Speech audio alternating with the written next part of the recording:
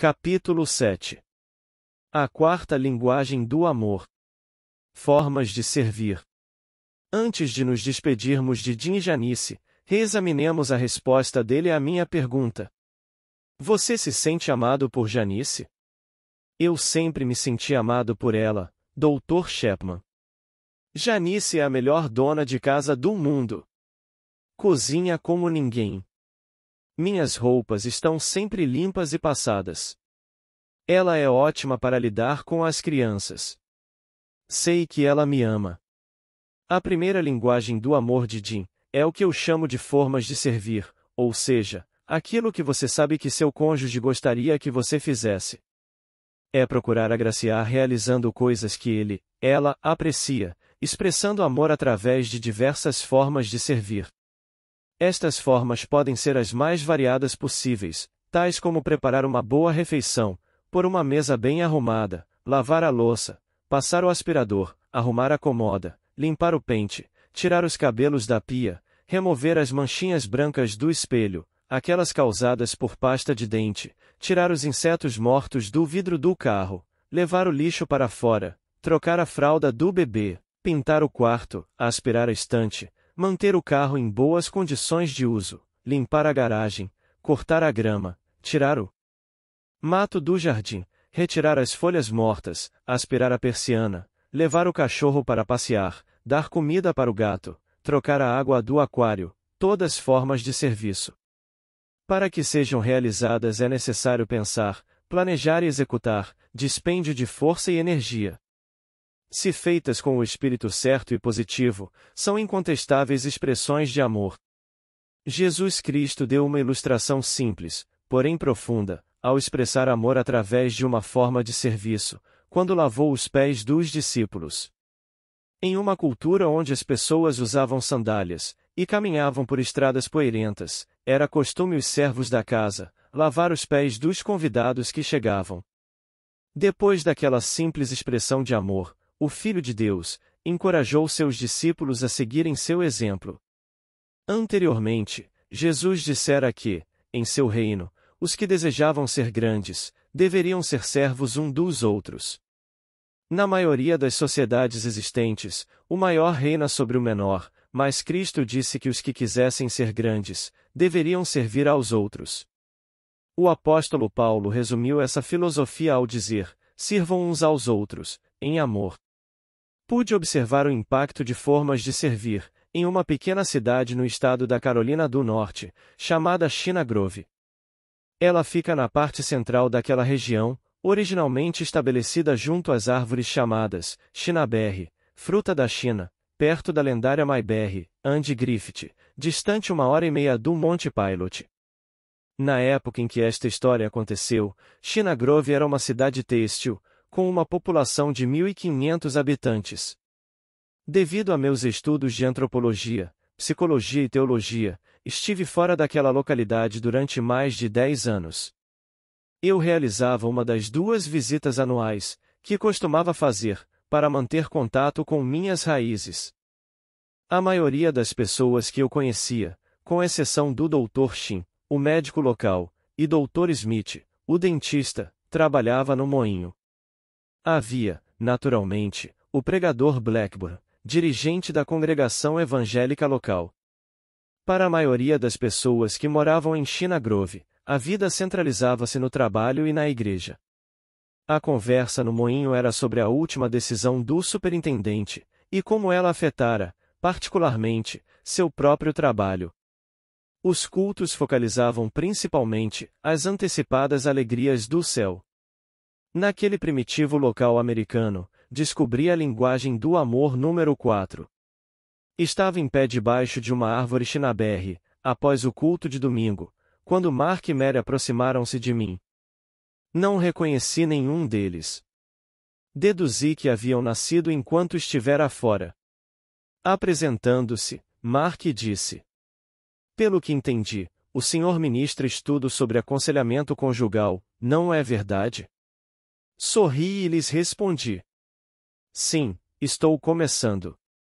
Ele então me interrogou: é possível um casamento dar certo, se o casal discorda em tudo? Era uma daquelas perguntas teóricas, a qual eu sabia que tinha um fundo pessoal. Desconsiderei a conotação teórica da pergunta, e fiz-lhe uma interrogação pessoal. Há quanto tempo vocês estão casados? Há 2 anos. E não concordamos em nada. Dê-me algum exemplo.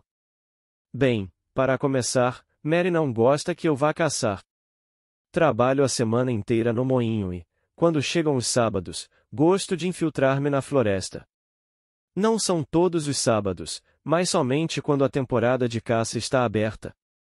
Mary, que estivera calada até então, disse. Quando a estação de caça não está aberta, ele vai pescar. E não é verdade que ele caça somente nos sábados. Ele sai do trabalho para ir caçar.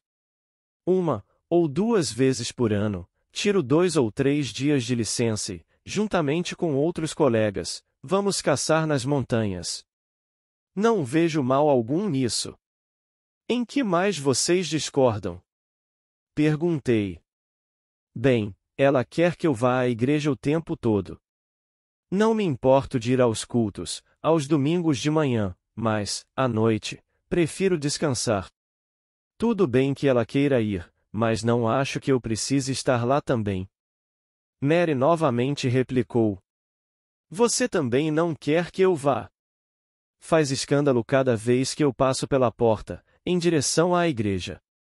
Sabia que aquela conversa não deveria continuar ali, embaixo daquela árvore e em frente à igreja.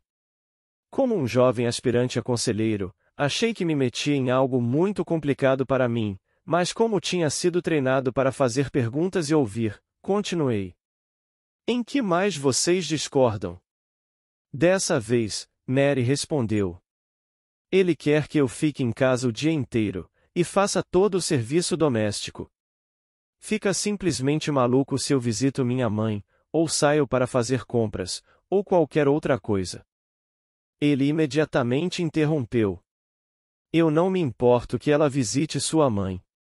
No entanto, quando chego em casa, gosto de achar tudo em ordem. Há semanas em que ela não arruma nem a cama, durante 3 ou 4 dias e nos outros, quando chego, ela nem ao menos começou o jantar. Trabalho duro, e gostaria de alimentar-me logo ao chegar. Além disso, a casa está sempre na maior bagunça. Há brinquedos do bebê, espalhados por todo lugar, e ele está sempre sujo. Não gosto de sujeira. Acho que ela se sentiria feliz, se vivesse em um chiqueiro. Não somos ricos, e moramos em uma pequena casa do moinho, mas pelo menos ela poderia ser limpa. Mary então perguntou. O que o senhor acha de ele me dar uma ajuda em casa? Ele age como se os esposos não precisassem jamais ajudar. Tudo o que ele quer é trabalhar e caçar. Espera que eu faça todo o resto. Por ele, eu teria até de lavar o carro. Com o propósito de achar que seria melhor, eu procurar alguma forma de ajudar, e não de buscar mais problemas, perguntei a ele. Mark, quando namoravam, antes de se casarem, você já ia caçar todos os sábados? Na maioria deles. Mas eu sempre chegava em casa, a tempo de vê-la no sábado à noite. Ainda tinha a oportunidade de lavar meu carro, antes de encontrá-la. Eu não gostava de sair com minha caminhonete suja.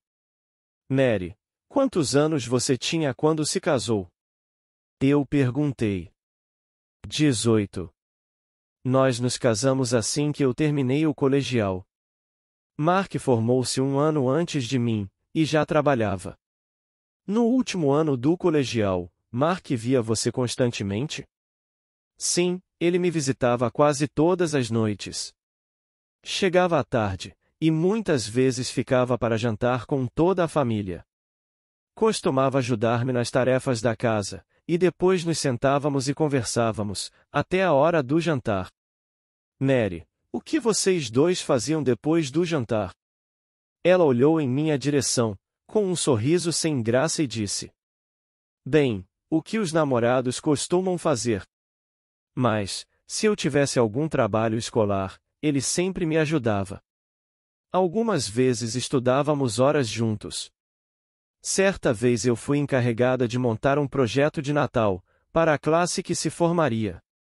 Ele me ajudou todas as tardes, durante 3 semanas. Ele foi sensacional. Mudei de marcha, e engatei a terceira na área das discórdias. Mark, quando os dois namoravam, você costumava ir com Mary à igreja, aos domingos à noite? Sim, eu ia.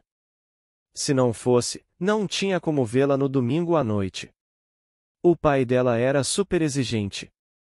E ele nunca reclamou disso. Mary acrescentou. De fato, ele parecia gostar de ir. Até nos ajudou na programação de Natal. Quando terminamos o primeiro projeto, começamos a preparar o palco para a peça natalina. Ficamos umas 2 semanas envolvidos naquilo. Ele é muito talentoso para pintar e montar cenários. Achei que começava a enxergar alguma luz no fim do túnel, mas temia que Mark e Mary não a vissem. Virei-me, então, para ela e perguntei. Quando você namorava Mark, o que a convenceu de que ele a amava? O que fez com que ele fosse diferente dos outros rapazes que você conhecia? Foi a forma de como ele me ajudava a fazer as coisas. Ele tinha tanto entusiasmo em colaborar. Nenhum dos outros rapazes demonstrou esse tipo de interesse, mas parecia realmente natural em Mark. Ele chegava até a me ajudar a lavar a louça, quando ia jantar em minha casa. Ele era a pessoa mais maravilhosa que eu já tinha conhecido. Mas foi só a gente casar, e tudo mudou. Ele não fez mais nada. Dirigindo-me novamente para Mark, perguntei. Em sua opinião, por que você acha que fazia todas aquelas coisas para ela, e com ela, antes de casarem? Na época, para mim era natural fazê-las. É o que se espera que alguém nos faça, se esse alguém gosta de nós. E por que você acha que parou de ajudá-la, depois do casamento? Perguntei. Eu acho que pensei ser como era em minha família.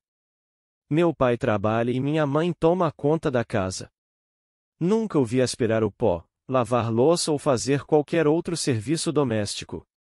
Em virtude de minha mãe não trabalhar fora, ela mantinha a casa sempre limpa, cozinhava, lavava e passava. Acho que simplesmente pensei que deveria agir como meu pai. Torcendo para que ele raciocinasse como eu, perguntei. Mark, 1 minuto atrás o que você ouviu Mary responder, quando perguntei o que a fez sentir-se amada por você durante o namoro? Ele respondeu. O fato de eu ajudá-la a fazer as coisas, e realizá-las ao lado dela. Os pedidos direcionam o amor, mas cobranças impedem que ele seja liberado. Ainda dirigi-me a Mark e perguntei. Dá para você entender como ela se sentiu rejeitada, quando você parou de ajudá-la? Ele sacudiu a cabeça para cima e para baixo. Então afirmei. Também é compreensível que você tenha seguido o modelo do casamento de seus pais. A maioria de nós faz isso, mas sua mudança de comportamento com Mary foi muito radical. Isso fez com que ela achasse que seu amor por ela havia terminado. Depois virei-me para Mary e disse-lhe. O que você ouviu Mark responder, quando perguntei a ele o porquê dele ajudá-la na época de namoro? Ele disse que são coisas as quais se espera que se façam, quando uma pessoa gosta de outra. Ele realizava aquilo para demonstrar seu amor por mim. Ela acrescentou que aquilo era natural nele. Porque na mente dele, era essa forma de se demonstrar amor. Então lhe perguntei. Quando os dois se casaram e foram morar em sua própria residência, ele esperou para ver o que você faria para demonstrar-lhe amor. Suas expectativas eram que mantivesse a casa limpa, cozinhasse, etc. Resumindo, ele aguardou que fizesse coisas por ele, como expressão de seu amor. Você entende que, por não vê-la realizar o que esperava, ele passou a não sentir-se mais amado? Agora era Mary quem balançava a cabeça. E eu continuei. Meu ponto de vista do porquê de ambos estarem tão infelizes é que nenhum de vocês demonstra amor um pelo outro, através de atos de bondade. Mary disse: Acho que você está certo, e o motivo pelo qual parei de fazer as coisas para ele, foi porque me ressenti de tanta cobrança. Era como se ele quisesse fazer com que eu ficasse igual à mãe dele. Eu concordei com ela. Você está certa. Ninguém gosta de fazer as coisas forçadamente. O próprio amor é entregue espontaneamente. O amor não pode ser obrigatório. Podemos solicitar que os outros façam algumas coisas para nós, mas não devemos exigi-las. Pedidos direcionam o amor, mas cobranças impedem que ele seja liberado. Mark interrompeu-me e disse: É isso mesmo, Dr. Chapman, ela está certa. Tenho realmente feito muitas cobranças e críticas a Mary, porque estou desapontado com ela como esposa. Disse mesmo algumas coisas muito cruéis, que devem ter feito com que ela ficasse muito magoada comigo. Olhando para ambos, disse-lhes: Acredito que as coisas agora podem ser consertadas. Tirei um bloco de papel do meu bolso e destaquei 2 folhas. Vamos tentar uma coisa. Quero que cada um de vocês se sente nos degraus da igreja e faça uma lista de pedidos. Mark, gostaria que preparasse uma relação de 3 ou 4 coisas que, se Mary resolvesse fazê-las, levariam você a se sentir amado, quando chegasse a casa no final do dia. Se ter as camas arrumadas é muito importante, então coloque isso no papel. Virei-me para Mary e disse-lhe o mesmo. Mary, quero que você faça uma lista de 3 ou 4 coisas, com as quais realmente gostaria que Mark a ajudasse, atitudes que, se ele as praticasse, ajudariam você a acreditar que ele a ama. Apreciam muito as listas. Elas nos forçam a pensar de forma concreta. Após 5 ou 6 minutos, eles me entregaram suas listas. A de Mark ficou assim. 1. Arrumar as camas diariamente. 2. Lavar o rosto do bebê, quando eu estiver para chegar em casa. 3. Colocar seus sapatos na sapateira, antes que eu chegue em casa. 4. Tentar, pelo menos, começar o jantar antes de eu chegar, de forma que possamos nos alimentar, 30 a 45 minutos após a minha chegada. Li a lista de Mark em voz alta e disse: Posso entender que, se Mary decidir fazer estas 4 coisas, você as verá como formas dela demonstrar amor por você? Ele respondeu: É isso mesmo. Se ela fizer estas 4 coisas, isso certamente cooperará muito, para que eu mude minha atitude para com ela. Em seguida, li a lista de Mary. 1. Gostaria que ele lavasse o carro uma vez por semana, e não esperasse isso de mim. 2. Gostaria que ele trocasse a fralda do bebê quando chegasse em casa, especialmente quando estou atarefada na cozinha, no preparo do jantar. 3. Gostaria que ele passasse o aspirador na casa para mim, pelo menos uma vez por semana. 4. Gostaria que, no verão, ele cortasse a grama todas as semanas, a fim de não deixar que ela crescesse tanto, a ponto de eu ter vergonha do nosso jardim. Eu então disse: Mary, entendo o que você deseja.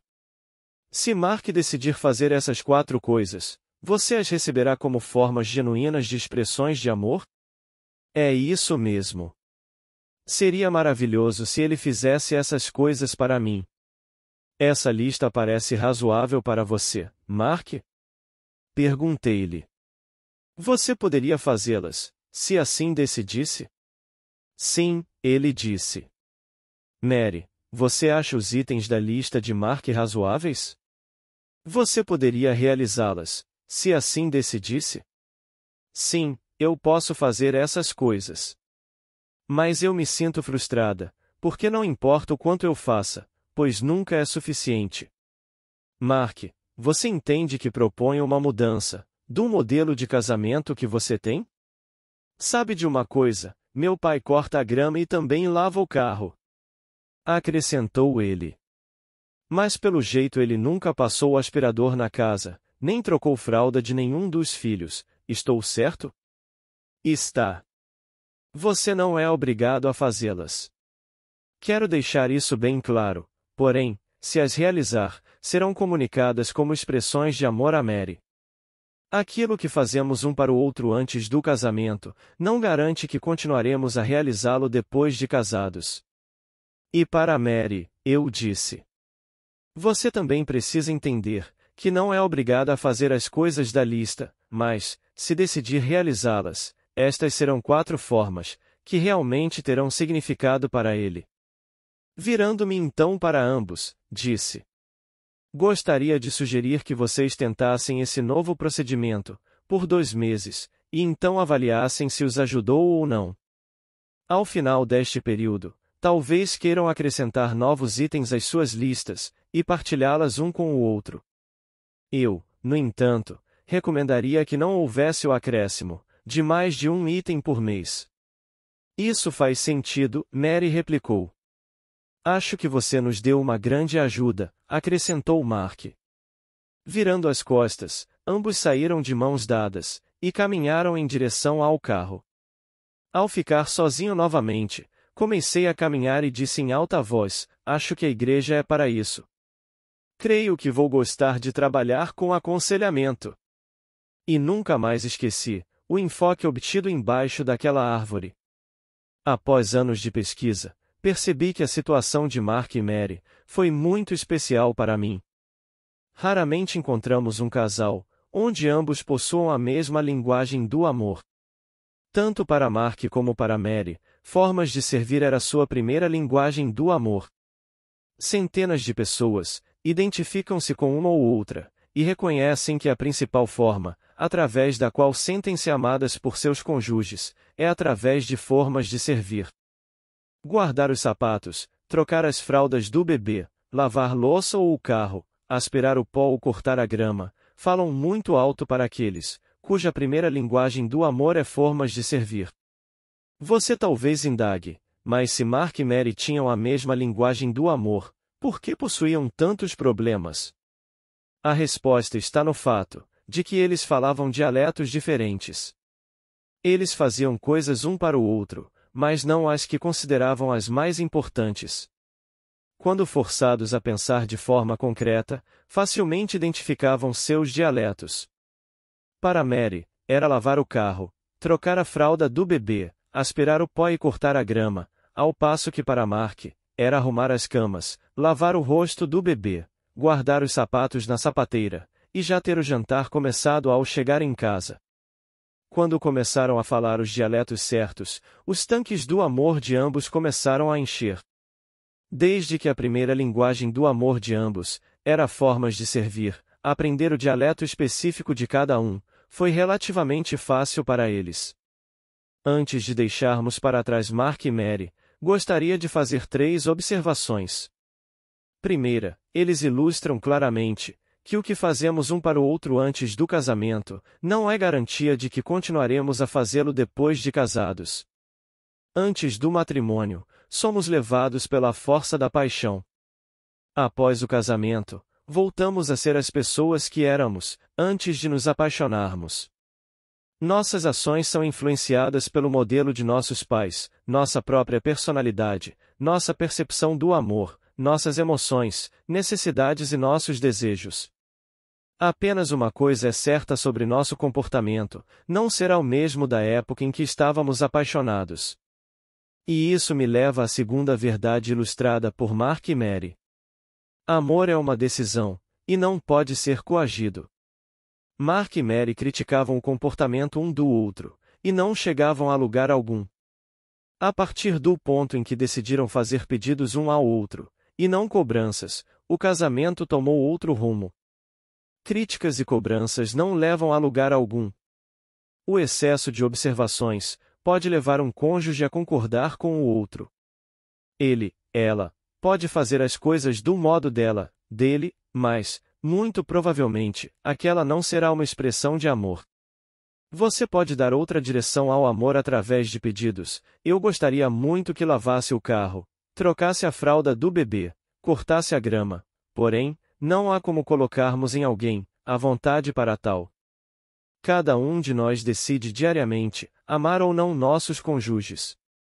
Se escolhermos gostar dele, então a expressão desse amor, da forma que seu cônjuge solicita, torná-lo-á mais efetivo em termos emocionais. Há uma terceira verdade, que somente é ouvida pelos amantes mais maduros.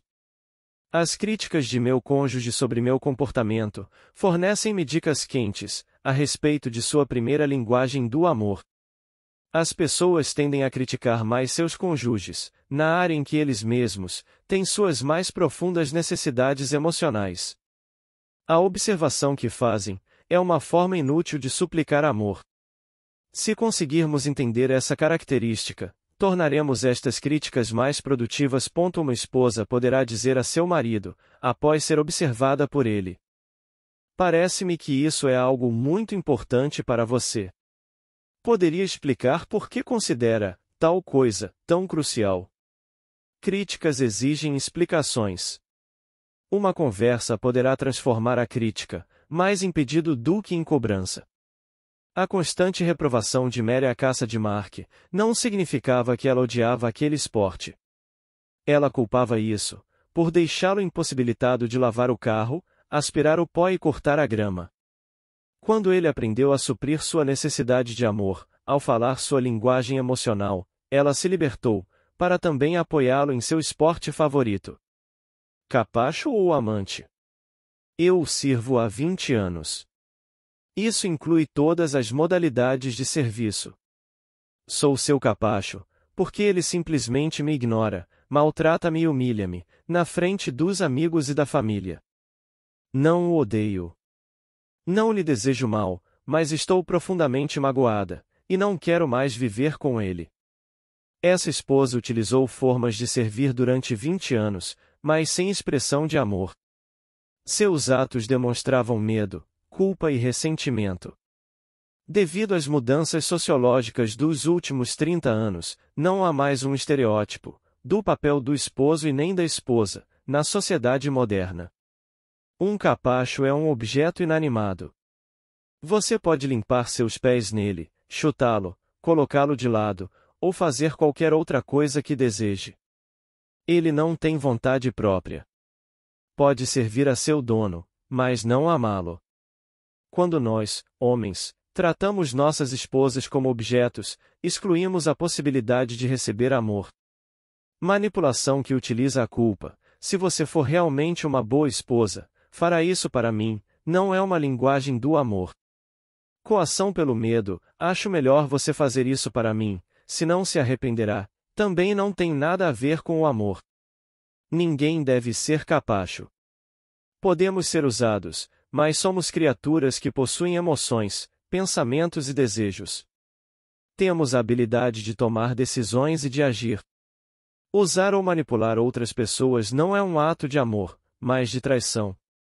Você induz a quem manipula a desenvolver hábitos desumanos.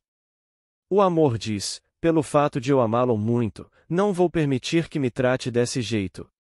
Não é bom para você nem para mim. Superando os estereótipos.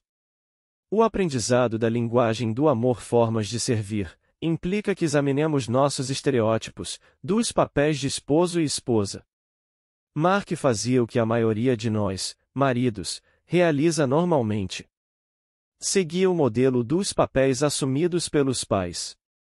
Porém, nem isso ele realizava direito. Seu pai lavava o carro e cortava a grama. Mark não fazia nada disso, mas essa era a imagem mental que ele tinha a respeito do que um marido deveria realizar. Não resta a menor dúvida de que ele não se via limpando a casa, nem trocando as fraldas do bebê. Ainda bem que ele teve boa vontade em quebrar seu estereótipo, ao perceber como essas coisas eram importantes para Mary. Isso será necessário para todos nós, se a primeira linguagem do amor de nossos cônjuges solicitar algo que pareça inadequado a nosso papel. Devido às mudanças sociológicas dos últimos 30 anos, não há mais um estereótipo comum dos papéis do esposo e da esposa na sociedade moderna. Isso não significa, contudo, que todos os estereótipos tenham desaparecido, mas que o número deles multiplicou. Antes da era da televisão, a imagem que as pessoas tinham de um esposo e de uma esposa, e de como deveria ser esse relacionamento, era primeiramente influenciada pelos próprios pais. Com a invasão da televisão, e com a proliferação da separação dos casais, o modelo desses papéis tornou-se grandemente influenciado por forças de fora do lar. Sejam quais forem suas percepções a respeito, é muito provável que seu cônjuge possua expectativas diferentes a respeito dos papéis conjugais. E necessário vontade política, para examinar e mudar estereótipos, e assim expressar amor de forma mais efetiva. Lembre-se, não há recompensas para se manter esses estereótipos, por outro lado, há benefícios tremendos em atender às necessidades emocionais de seu cônjuge. Bem recentemente, uma esposa me disse: Dr. Chapman, vou mandar todos meus amigos assistirem a seu seminário.